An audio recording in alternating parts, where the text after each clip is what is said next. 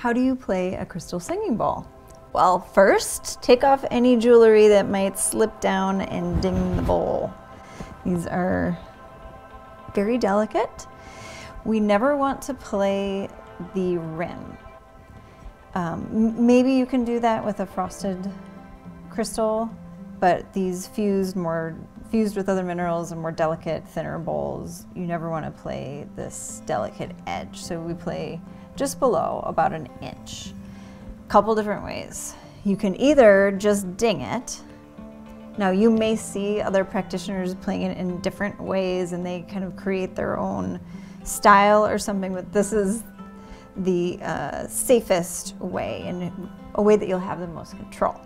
So fingers on one side, thumb on the other.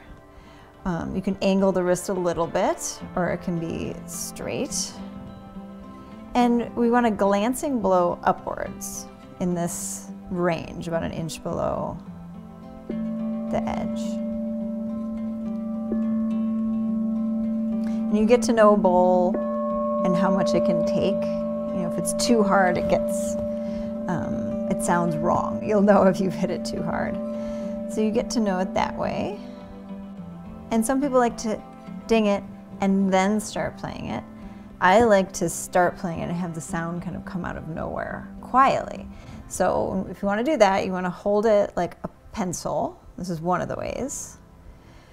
And you have to be comfortable with your wrist rotating as you go all the way around. See that wrist rotation.